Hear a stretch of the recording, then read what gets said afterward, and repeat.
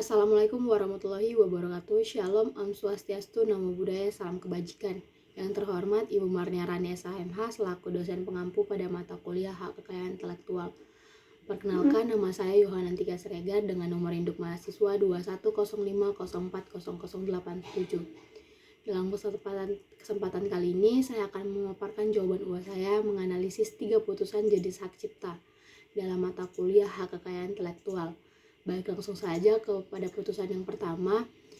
Yang pertama itu putusan nomor 4 garing PDT Sus strip HKI garing Hcipta garing 2020 garing PNIaga Surabaya mengenai pelanggaran hak cipta. Dalam kasus ini mempertimbangkan beberapa hal. Penggugat mengklaim bahwa ia adalah pemilik sah hak cipta lagu berjudul Aku Mau yang dilindungi oleh Undang-Undang Nomor 28 Tahun 2014 tentang hak cipta. Penggugat menuduh tergugat 1, tergugat 2, dan tergugat 3 telah menjual dan mendistribusikan produk mainan boneka yang melanggar hak cipta lagu tersebut. Dalam pertimbangannya, pengadilan mengatakan bahwa penggugat memiliki hak eksklusif atas lagu yang dilindungi oleh undang-undang. Pengadilan juga mencatat bahwa tergugat 1, tergugat 2, dan tergugat 3 itu memiliki keterkaitan hukum dalam menjual dan mendistribusikan produk mainan boneka yang diduga melanggar hak cipta penggugat. Namun, pengadilan menyimpulkan bahwa tergugat 1 hanya berperan sebagai pengangkut barang berupa boneka sehingga tidak dapat dituntut atas pelanggaran hak cipta.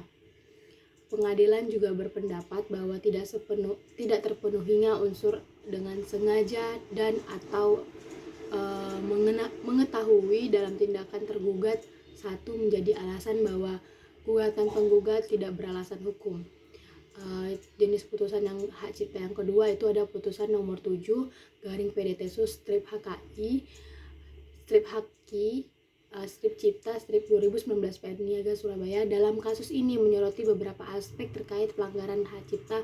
Penggugat telah mendaftarkan lagu anak-anak yang original melalui Direktorat Jenderal Hak Atas Kekayaan Intelektual.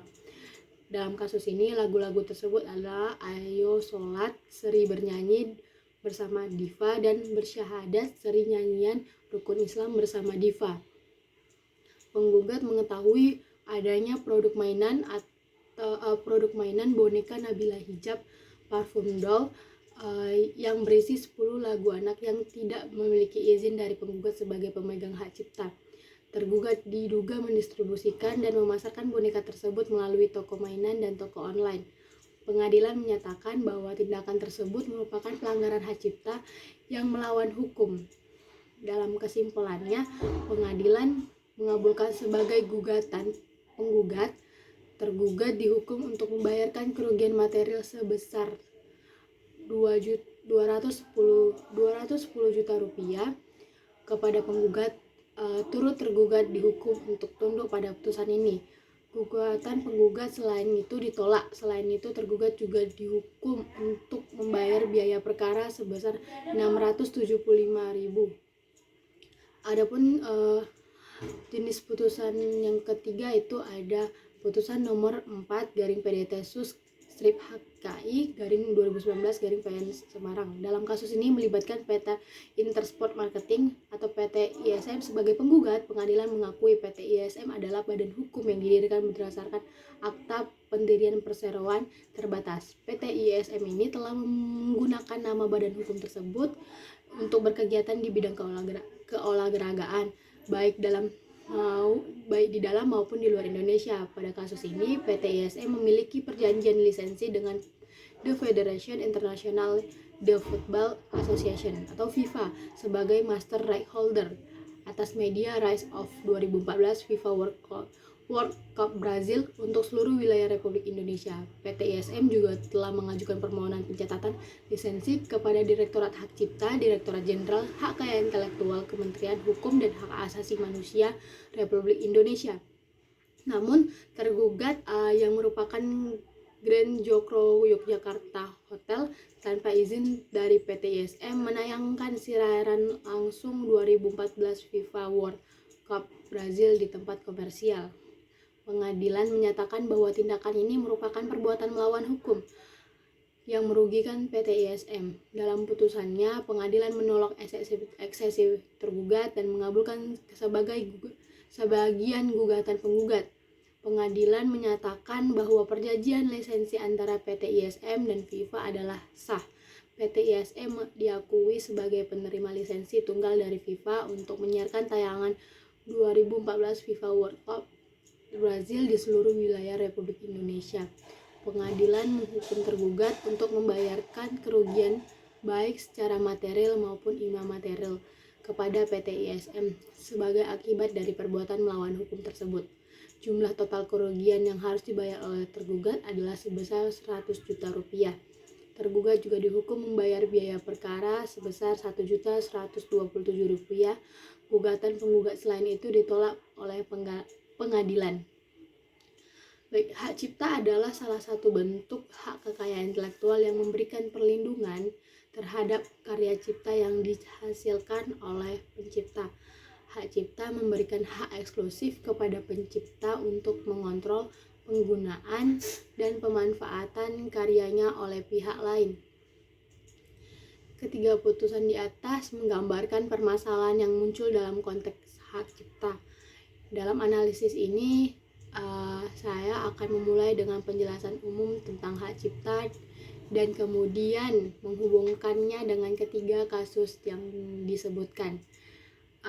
Hak cipta merupakan hak yang diberikan secara otomatis kepada pencipta ketika suatu karya cipta terwujud dalam bentuk nyata. Hak ini memberikan perlindungan atas karya-karya seperti musik, film, buku, seni, dan karya-karya intelektual lainnya.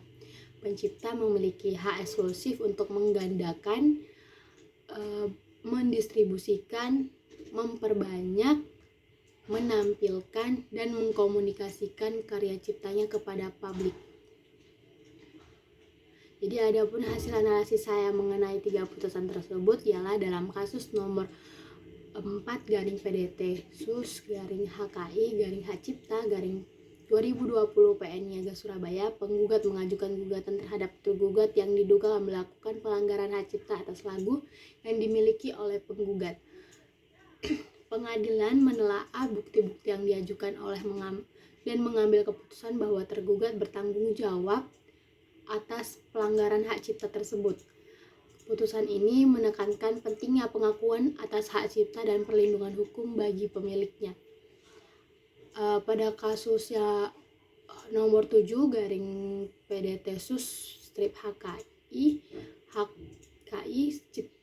garing cipta garing 2019 garing PN Niaga Surabaya, penggugat sebagai pemenang hak cipta atas lagu anak-anak mengajukan gugatan terhadap tergugat yang menggunakan lagu tersebut dalam produk mainan boneka tanpa izin. Pengadilan mengabulkan sebagian gugatan dan menghukum tergugat untuk membayar kerugian yang dialami oleh penggugat.